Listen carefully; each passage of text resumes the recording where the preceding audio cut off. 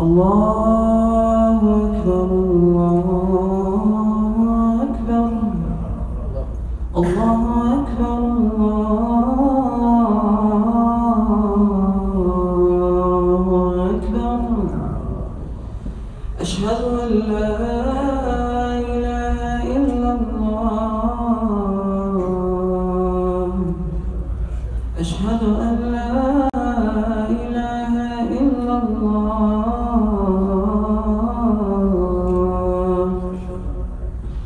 أشهد أن محمدًا رسول الله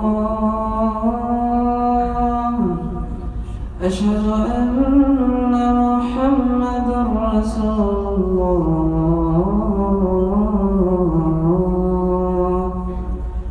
حي على الصلاة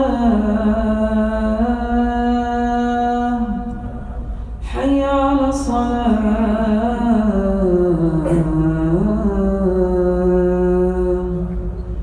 حي على الفلاح حي على الفلاح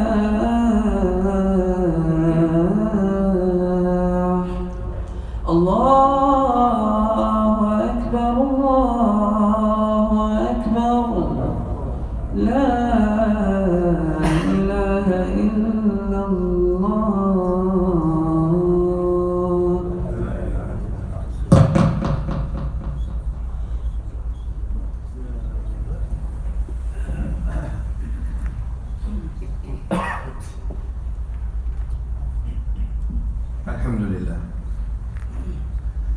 الحمد لله نحمده ونشكره ونستعين به جل وعلا نستهديه ونستغفره نعوذ به سبحانه وتعالى من شرور أنفسنا ومن سيئات أعمالنا من يهد الله فلا مضل له ومن يضلل فلا هادي له إن أصدق الحديث كتاب الله تعالى وخير الهدي هدي محمد صلى الله تعالى عليه وعلى آله وسلم وشر الأمور محدثاتها وكل محدثة بدعة وكل بدعة ضلالة أشهد أن لا إله إلا الله وحده صدق وعده ونصر عبده وأعز جنده وهزم الأحزاب وحده لا شيء قبله ولا شيء بعده مخلصين له الدين ولو كره الكافرون وأشهد أن سيدنا ونبينا وعظيمنا وحبيبنا محمد صلى الله تعالى عليه وعلى آله وسلم أدى الأمانة وبلغ الرسالة ونصح الأمة وكشف الغمة وعبد الله ربه حتى أتاه اليقين صل اللهم عليه وعلى آله في كل آن وحين وارض اللهم عن أزواجه وذرياته وأصحابه وأحبابه والتابعين وعنا معهم برحمتك يا أرحم الراحمين عباد الله اتقوا الله العظيم حق تقواه راقبوه مراقبة من يعلم ويعتقد بأنه يراه تزودوا من دنياكم لآخرتكم عملا يحبه ويرضاه. أما بعد، يقول مولانا عز وجل في المحكم بعد أعوذ بالله من الشيطان الرجيم: بسم الله الرحمن الرحيم: وأذن في الناس بالحج يأتوك رجالا وعلى كل ضامر يأتين من كل فج عميق ليشهدوا منافع لهم ويذكروا اسم الله في أيام معلومات على ما رزقهم من بهيمة الأنعام فكلوا منها وأطعموا البائس الفقير ثم ليقضوا تفثهم وليوفوا نذورهم وليطوفوا بالبيت العتيق، ذلك ومن يعظم حرمات الله فهو خير له.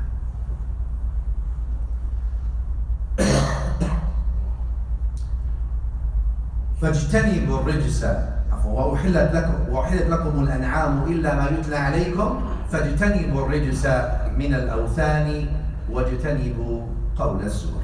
الآيات في سورة الحج، والله سبحانه وتعالى is starting the ayat وأذن بالناس بالحج, announced the Hajj to people, pilgrimage, Hajj. يأتوك رجالا وعلى كل ضامر يأتين من كل فج عميق, and people come from all kinds of directions and all places to the call of Allah, to the adhan from Allah, because Allah is the one who did the permission of it, meaning the adhan of it or the idhn of it. Adhin fi nasi bil hajj, give the permission to people to start coming to Hajj. And then Allah subhanahu wa ta'ala told us also, the ayat that continue, يشهدوا منافع لهم. What is it in Hajj? يشهدوا, they will witness منافع. منافع is a plural of manfa'a, which means benefits for them. They will witness benefits for them in Hajj. What kind of benefits? The Quran did not specify. Benefits of the akhirah, benefits in the barzakh, benefits in rizq, benefits in health, benefits in wealth, benefits in this. The Quran did not mention. لِيَشْهَدُوا مَنَافِعَ لَهُمْ, so that they will witness manafi', many benefits they will witness. And then Allah says, وَيَذْكُرُ اسْمَ اللَّهِ, and they will also, this time will be an opportunity for them to remember the name of Allah. What do you mean, يَذْكُرُ اسْمَ اللَّهِ? Why didn't Allah subhanahu wa ta'ala just say Yadhkurullah, Yadhkuru Ismallah? It seems there's coupling here. They remember the name of Allah and they remember Allah. Because what people usually they mention their fathers usually more. Meaning their fathers. Yadhkurullah kadhikrikum aba'akum, al-Quran al-Kareem mentions. Mention your Lord like you're mentioning your fathers. Meaning, what are your fathers? In the old days, they didn't mention I have, I do. Nowadays, because everybody becoming very independent, they don't mention their fathers anymore. They mention themselves. I am, I got, I have, I understand, I know. My understanding is the right. You're this, I am. So they always mention, people always mention themselves. In the old days, they mention their fathers. It's the same thing. He says, my father was so and so. My tribe is so and so. I come from this household, you come from that household. I come from here, Al-Quran al-Kareem is giving us here a point in the ayahs. I don't want to go too deep in the ayahs because otherwise it'll take us too long, but maybe hints. وَيَذْكُرُ اسْمَ اللَّهِ. This is the time of Hajj where you no longer mention who you are or your father is. That doesn't really matter anymore. Why don't you just now remember Allah? لَبَّيْكَ اللَّهُمَّ لَبَّيْكَ. Not لَبَّيْكَ, I'm answering the call of my tribe, or I am answering the call of my father, or I am answering the call of my inner self and passions and desires. Labbaik, or shahwa and desire. No. No more all that stuff. Now labbaik Allahumma labbaik. I am answering your call, O Allah, and only your call, no longer the call of my nafs, or the call of my passions, or the call of my deviations, or the call of my parents or fathers or tribe. لبيك اللهم لبيك.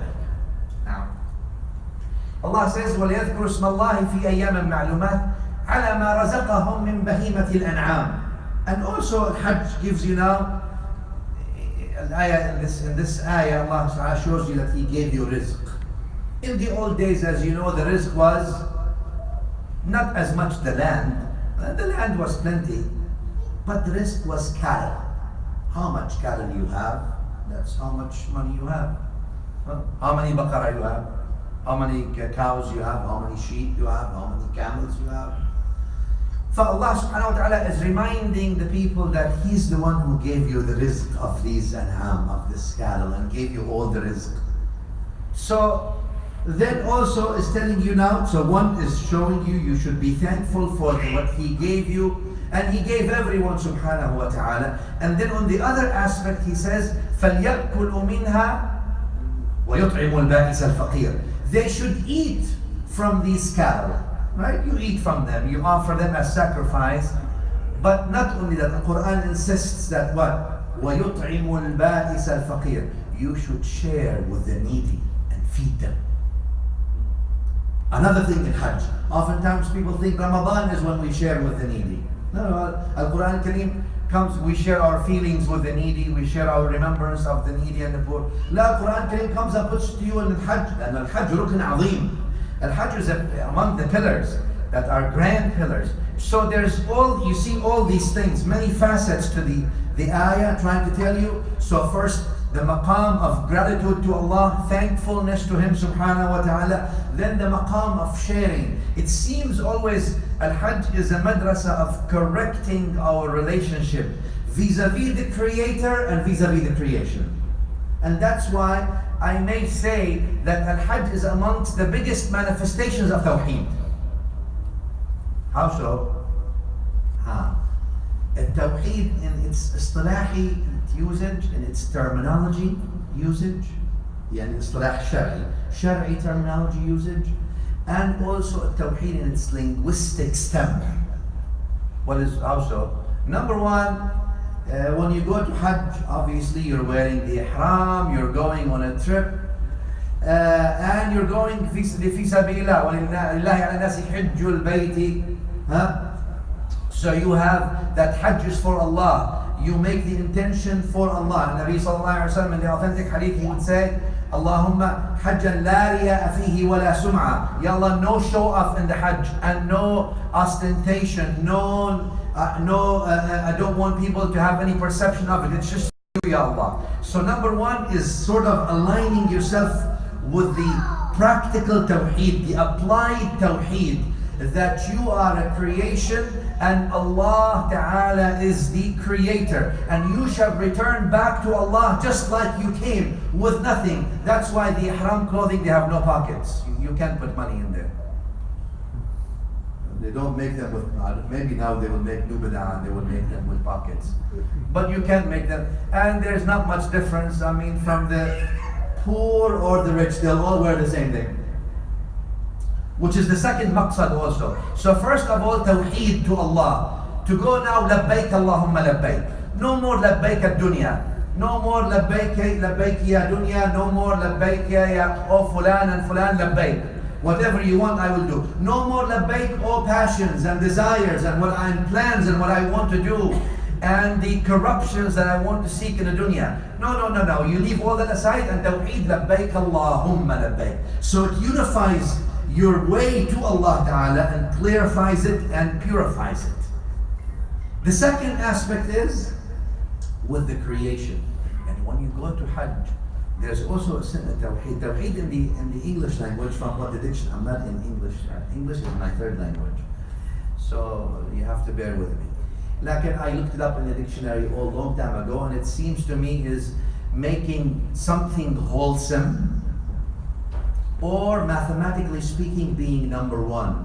Both are inapplicable to Allah. We don't use tawheed in that sense.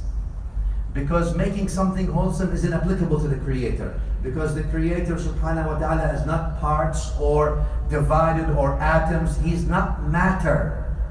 Matter means a mass that occupies space. The creator, Jalla Jalaluhu, Allah, is the creator of matter, masses, and spaces. Nothing is like him, Jalla Jalaluhu. قُلْ هُوَ اللَّهُ أَحَدٌ اللَّهُ الصَّمَدُ لَمْ يَلِدْ وَلَمْ يُولَدْ وَلَمْ يَكُنْ لَهُ كُفُوًا أَحَدٌ. Nothing is similar to him. So that actually issue of wholesome is inapplicable there, because the creator is nothing like you can imagine. Your imagination is created, and the created can never encompass the creator. All you know about Allah is that He is close to you. He is Rahim, He is Rahman, He is Kareem, He is Ghafoor, He is Ghaffar, He is Azim, He is Ali subhanahu wa ta'ala, He is Jabbar subhanahu wa ta'ala. That's how we know Him, through His names, Jalla wa ala. But imaginations, if you imagine, you're worshipping an idol, because what you imagine is an image, and an image is something your imagination created. Contrary to the truth, for the creator can never be encompassed in your imagination, which is limited, and it's created anyway. Versus He told you how He introduced Himself to you. Allahu la ilaha illa huwa al-hayyul qayyum. That's how you know Him.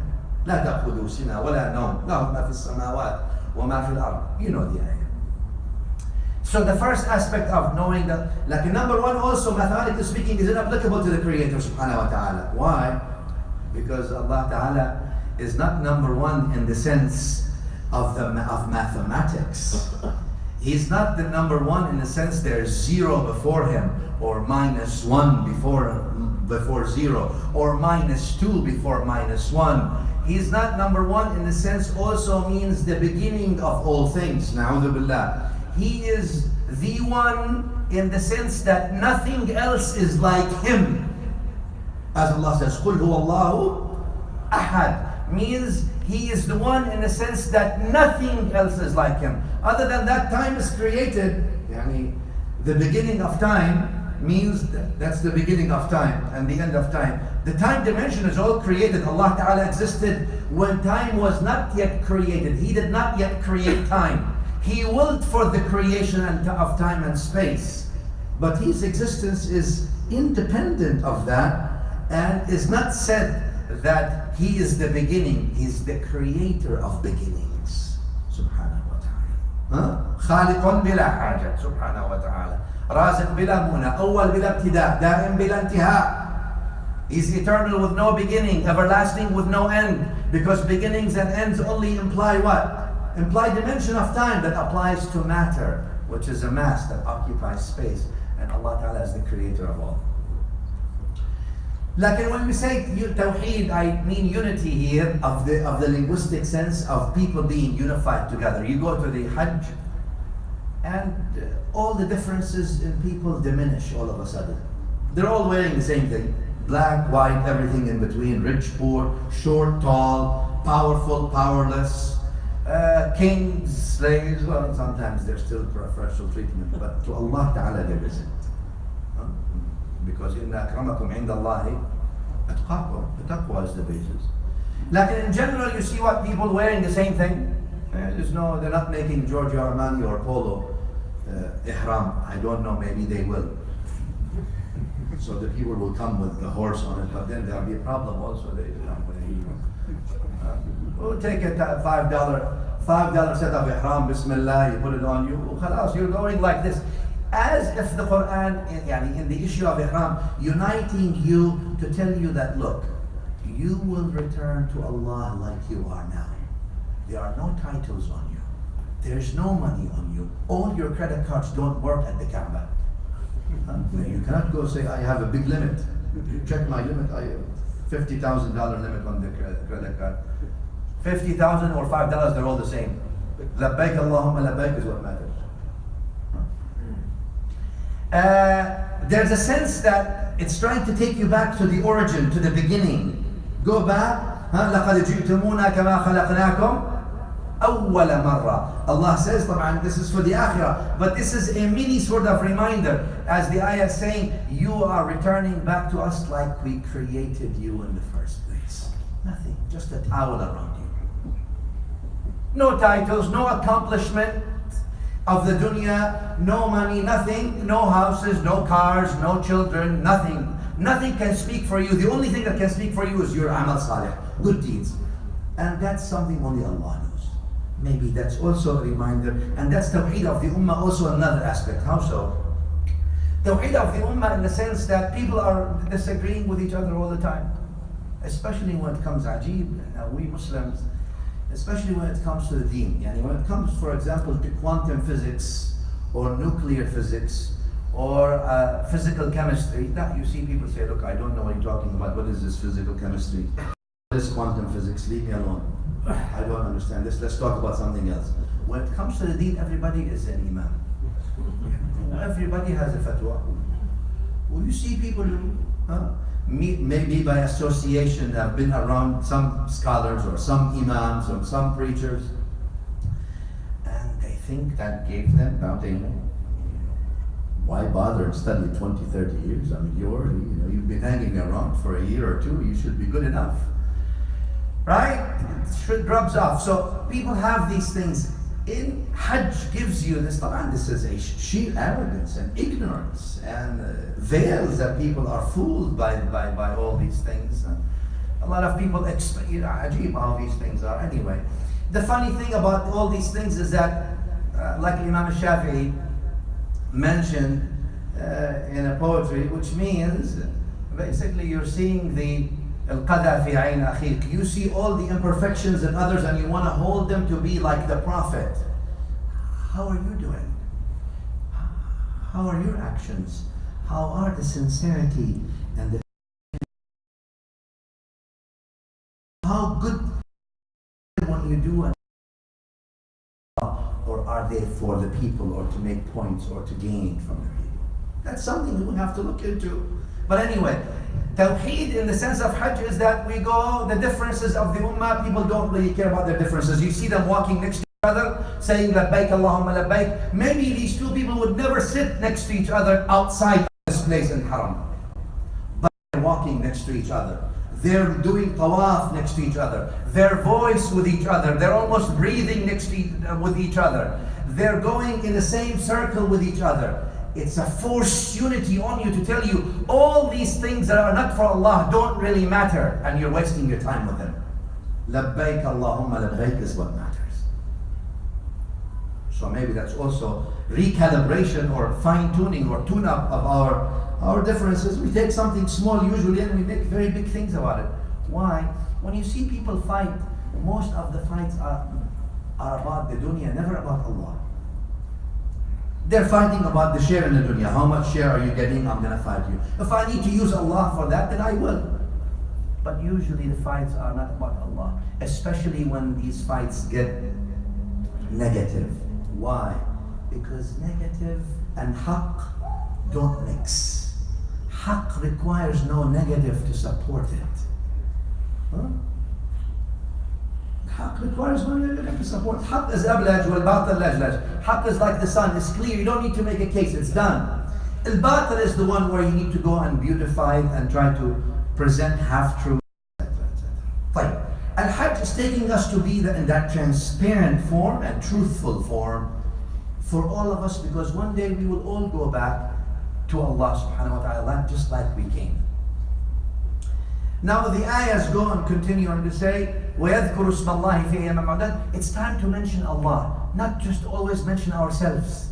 We're always consumed in remembering ourselves and what we want. We mention the ism of ourselves and the ism of our desires and the name of our desires and the name of our goals in the dunya and the name of what we want in the dunya. They're always in our minds. But the people of Allah, they're always remembering the name of Allah. Allah Ta'ala takes you to Hajj to put you in that cycle again, to remember the name of Allah rather than all the names you've been mentioning and remembering that are useless. Anyway. وَيُطْعِمُ الْبَائِسَ الْفَقِيرِ. Also sharing. Sharing, we always say, is caring. I don't believe in communism, as you all know. Lakin sharing is important. And Nabi sallallahu ta'ala alayhi wa sallam shared and showed us how to share. لَيْسَ مِنَّا, etc. Like the hadith al-Sahih, that who sleeps full and his neighbor is starving. is not among our community. These kinds of things. And Nabi sallallahu alaihi wasallam did not force you beyond that which Allah Ta'ala commanded you to spend. But like they say, sharing is caring. And then the Quran Al-Kareem went to say, Allah subhanahu wa ta'ala said, وَلْيَقْضُوا تَفَثَهُمْ وَلْيُوفُوا نُذُورَهُم. They finished their sha'air, their manasik, they'll finish their things, they will fulfill their nadr. وَلْيَطَّوَّفُوا بِالْبَيْتِ الْعَتِيقِ. And they will have the opportunity to do tawaf and going in circles around the ancient house of Allah. إِنَّ أَوَّلَ بَيْتٍ وُضِعَ لِلنَّاسِ لَلَّذِي بِبَكَّةَ مُبَارَكَ. Allah says, the first house that was ever established for people is the one that is in Mecca. So when you are there, you are touching the beginning of humanity, the beginning of life on this planet, as if you were to say, you are as ancient as that beginning. Because you're there, you're connecting to that house of Allah. وَلْيَطَّوَّفُوا بِالْبَيْتِ الْعَتِيقِ. Then Allah Ta'ala said, ذَلِكَ وَمَنْ يُعَظِّمْ حُرُمَاتِ اللَّهِ. The ayah, a couple of ayahs after it, Allah says, وَمَنْ يُعَظِّمْ شَعَائِرَ اللَّهِ. Both. And those who glorify, يُعَظِّمْ ta'zeem, those who glorify hurumat. Hurumat means the sanctities, things that Allah made sacred. Those who glorify the sanctities of Allah, فَهُوَ خَيْرٌ لَهُ. And that is better for them. In the other ayah after it, وَمَنْ يُعَظِّمْ شَعَائِرَ اللَّهِ فَإِنَّهَا مِنْ تَقْوَى الْقُلُوبِ. It is from the taqwa of the hearts. Those who glorify the hurumat, the sanctities. After Hajj, you're talking about the hurumat. As if the ayah wants to say, so this is the Hajj, this is what you do in the Hajj, giving you some of the things that you should remember in the Hajj, from the sharing to the ikhlas to Allah, to the unity, etc. And then it's leading you that if it doesn't change your akhlaq, you don't become a better human being. You don't now have ta'zeem. If ta'zeem is where? In the mind or in the heart? Ta'zeem is in the matter of the heart, obviously, after the conviction of the mind. You have something glorified in your heart. The azama of the Quran, the azama of the Kaaba, the azama of Rasulullah sallallahu alayhi wa sallam, obviously from the makhluqat, يعني meaning. طبعا the ta'zeem of Allah, Rabbul Alameen, Al-Khaliq. If these things, you don't have them in your heart, as if the ayahs of Hajj are sealing by saying, if your heart does not change to have this presence of Allah in it, yani you observe Allah in it, then you have to look at your Hajj. Your Hajj has not really ended right. That's why Allah ended the ayah here, وَمَنْ يُعَظِّمْ شَعَائِرَ اللَّهِ, or وَمَنْ يُعَظِّمْ حُرُمَاتِ اللَّهِ. The ayah, those who glorify the hurumat of Allah. The end of the whole thing's about Hajj. فَهُوَ خَيْرٌ لَهُ. This is better for them. What do you mean I glorify the sanctities of Allah? Well, they said first, Hurumat, Haram, Al-Kaaba, Haram. Right? Haram means sanctity, sacred place. Al-Masjid al-Haram in Mecca is called Al-Masjid al-Haram, Haram. Mecca itself is Haram, right? Even beyond Mecca. Haram, right? Where do you do ihram from? Sanctuary, sanctity. Allah subhanahu wa ta'ala made it. Not only that, the time is haram as well. Which shahr are you doing it? Shahr al-Haram. Shahr al-Haram. So the place is sacred. The month is sacred. As if the Quran is telling you now, establish this issue that things are not the same. There are things that Allah Ta'ala has designated as sacred. Things that Allah Ta'ala designated as worthy of your respect and worthy of your glorification. And you belittling them only plunges you, doesn't plunge them. You not observing it plunges you and veils you, does not affect them. You will always be you, but they are sacred. If you observe them, that's a different story. Therefore you'll see, Allah subhanahu wa ta'ala made Al-Kaaba haram, Al-Masjid haram, Mecca haram, the time is haram. And as if the Quran is driving to us on Okay, so this is sacred, this Kaaba is sacred, the place is sacred, the time is sacred. What should that lead you? To understand that your fellow creation has also sacred rights on you. How so? Remember Hadith Ibn Abbas في Sahih Bukhari Muslim. Ibn Abbas says, and Nabi sallallahu alayhi wa sallam asked the people, he says, في أي يوم هذا? Which yawm is this? قالوا يوم حرام. It's a day في الحج, يوم عرفة. They said يوم حرام. أي بلد هذا? Which land is this? قالوا بلد حرام. Which shahr is this? Which month is this? They said what? شهر حرام. And Nabi sallallahu alayhi wa sallam tells them, فالله سبحانه وتعالى made your a'rab, your reputations, made your money, your nafs haram onto each other, that you cannot really do anything to it. You cannot really violate these rights. كحرمة يومكم هذا. Just like the sanctity of your day today, and the sanctity of your day in this land, in this day, in this month. As if he's telling you all these things to show you what? You need to realize your relationship with the Creator and your relationship with the creation. Just because you can violate the rights of the creation because you think you can get away with it, you're not getting away with anything. You will pay dearly for everything that's dhulm that you do. Dearly. Simple. If you believe in Allah. If you don't believe in Allah, you will pay even more dear because eventually you find out. Basically, injustice, you cannot get away with doing injustice. Regardless, whether you believe or don't believe, doing injustice is not acceptable in the court of Allah subhanahu wa ta'ala, the creator of all. Simple. Maybe that's a reason. No, they said, وَمَنْ يُعَظِّمْ شَعَائِرَ اللَّهِ. Not just to regulate your relationship with the creation, to realize if the Kaaba is sacred, ya akhi. Then Ibn Umar says, Hadith Ibn Majah, Hadith Hasan, Sayyidina Abdullah bin Umar radiallahu anhuma, he says, he looks at the Kaaba, he says, مَا أَعْظَمَكِ, how beautiful, how glorified you are, but the sanctity of the Muslim is more holy than you. Look at that. لكن حرمة المؤمن عند الله أعظم منك. But the hurmah of the mu'min is much more higher than you, O Kaaba, to Allah subhanahu wa ta'ala. Maybe that's where it's leading you, so that society, what does Islam want from us? To live a decent life with ourselves, first with Allah subhanahu wa ta'ala, in transparency with Allah, and then in transparency with the rest of the creation.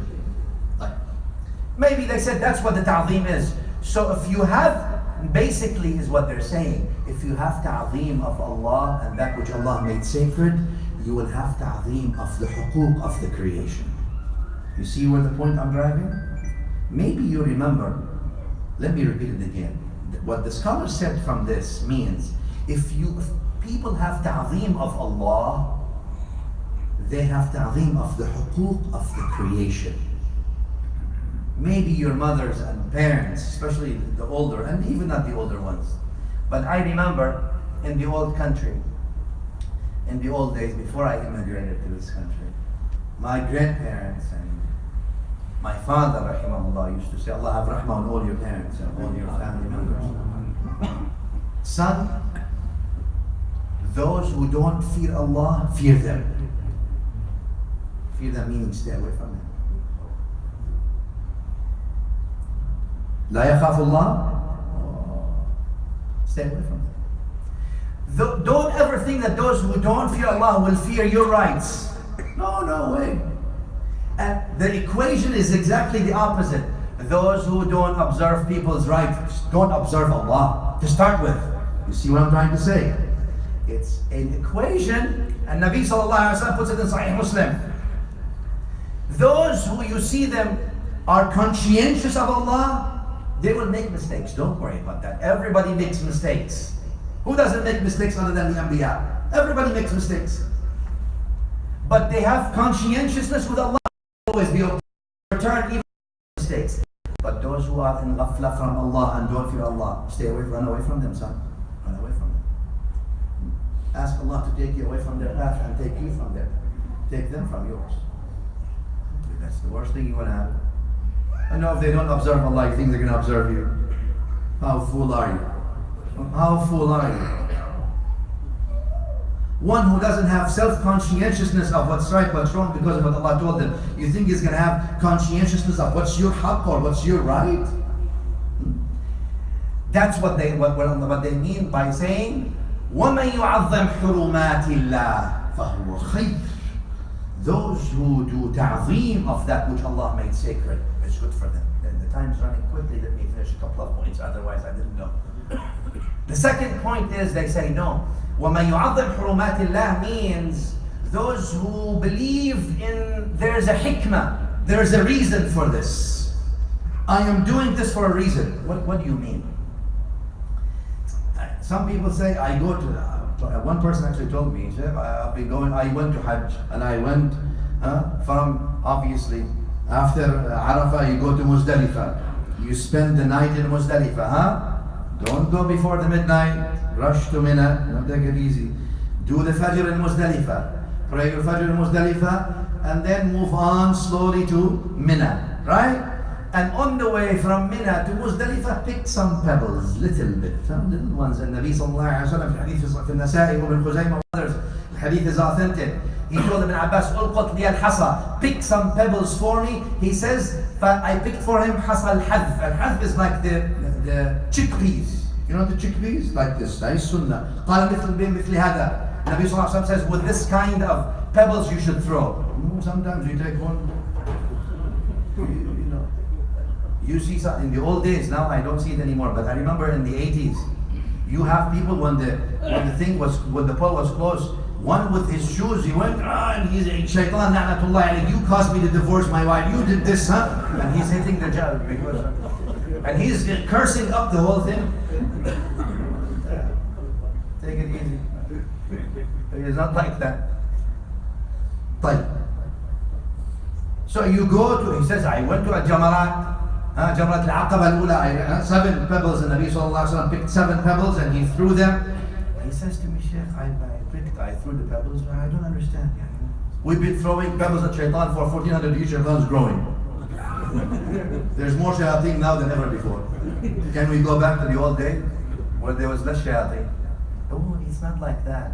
If you think you're throwing the pebbles at shaitan's saying, don't do this here, let me get out this way. Habibi, you're watching too many movies. Just slow down on the TV stuff.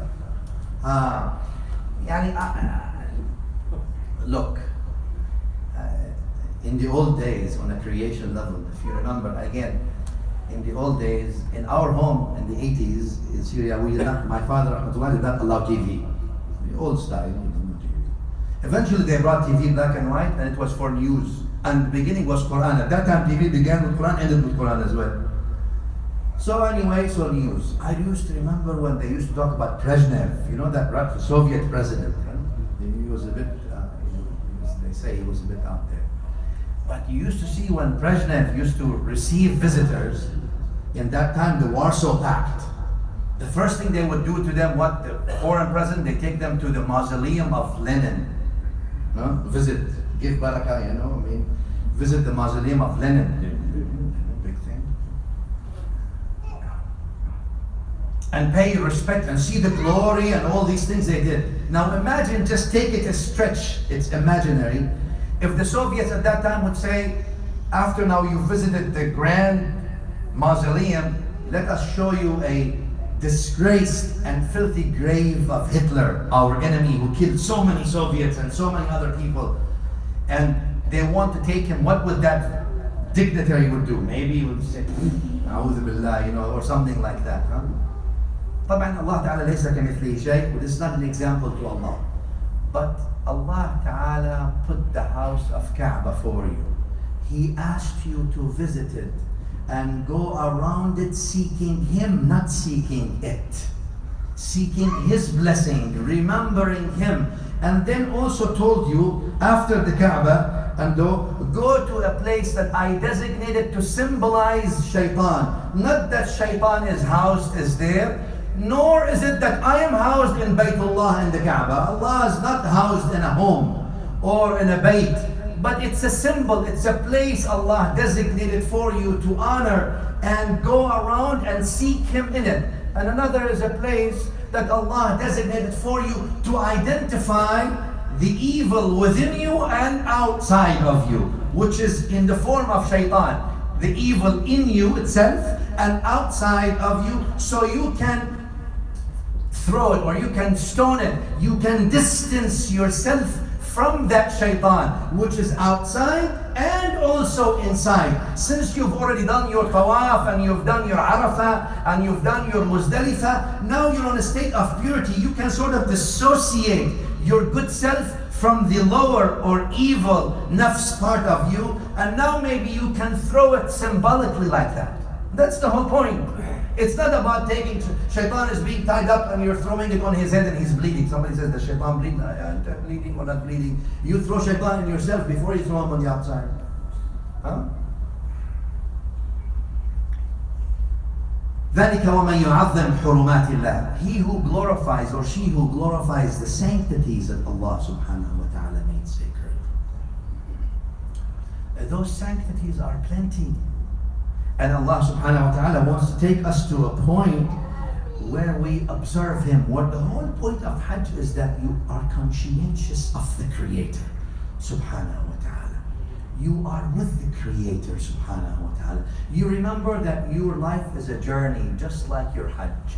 It has a beginning, it has an end. Just because you've changed your clothes after Hajj and you've taken off the ihram, don't think that this is now as if nothing happened. Consider it, if Allah gave you this as an opportunity, Allah gave you new life extension. Go do something, run and do something with it. Not just walk, run and do something with it. For all of us who Allah did not invite us to go on a spiritual level, let's say, and those of us who are lazy, Allah Ta'ala forgive us. Those of us who are not going, may Allah subhanahu wa ta'ala allow us to go. I always say when I don't go, Ya Allah, I make a niyyah of Hajj and Umrah with my soul. At least I cannot go with the body, but I make a niyyah of Hajj and Umrah with my soul. Ya Allah, take us there with our souls at least, and give us the blessing of at least being with the people of Hajj in niyyah, inshallah, so we can get some of that reward, and we go with them and we observe the glory of the house, Al-Bayt Al-Atiq, and we observe the glory of being in Muzdalifah. The point, وَمَنْ يُعَظِّمْ شَعَائِرَ اللَّهِ. Let me just say one thing also, one last thing before I move, or I finish today. Maybe next week if Allah gives us life we'll continue. لأن الآيات فيها مباحث كثيرة حقيقة some other time. Also, maybe the hikmah, see these people who worship Allah for hikmah. What's the hikmah? What's the wisdom behind this? This becomes ta'ah for hikmah, not ta'ah for Allah. You see the point? If I'm no longer obeying Allah because He commanded me to obey Him.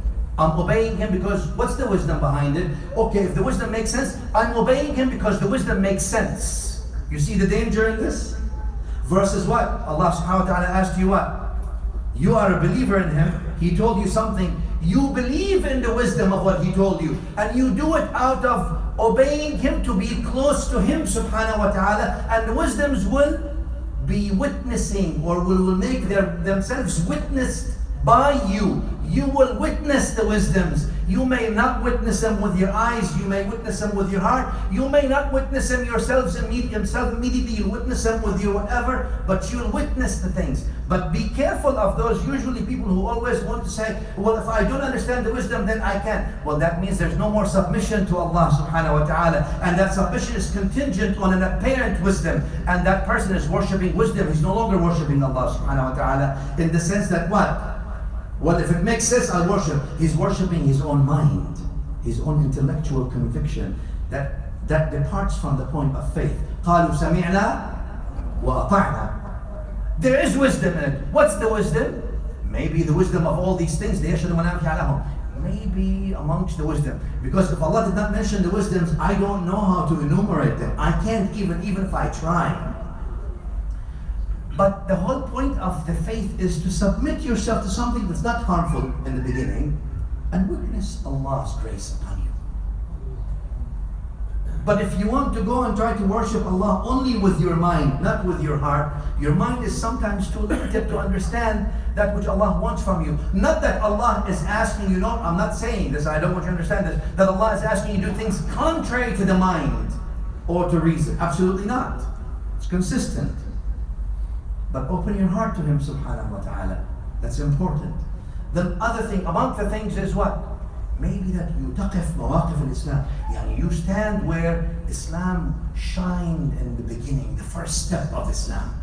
Maybe when you go there, you stand where the Prophet ﷺ stood after Jibreel came to him telling him, Iqra bismi rabbika alladhi khalaq. Maybe you stand there around the Kaaba where Bilal radiallahu anhu went on the Kaaba and started saying the first adhan. Maybe if you hear sharp enough, you can hear Bilal saying, Allahu Akbar, Allahu Akbar, Ashhadu an la ilaha illallah, Ashhadu anna Muhammadan Rasulullah.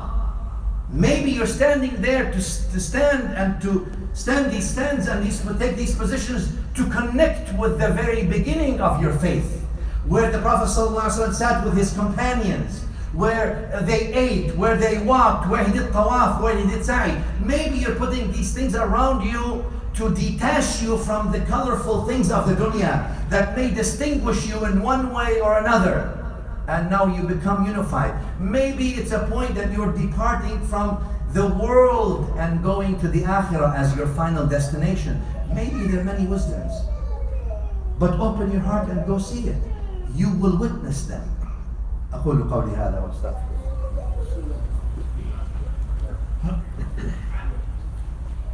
الحمد لله حمدا كثيرا كما أمر. أشهد أن لا إله إلا الله وحده لا شريك له إرغاما لمن جحد به وكفر. أشهد أن سيدنا محمدا صلى الله تعالى عليه وعلى آله وسلم الشفيع المشفع في المحشر.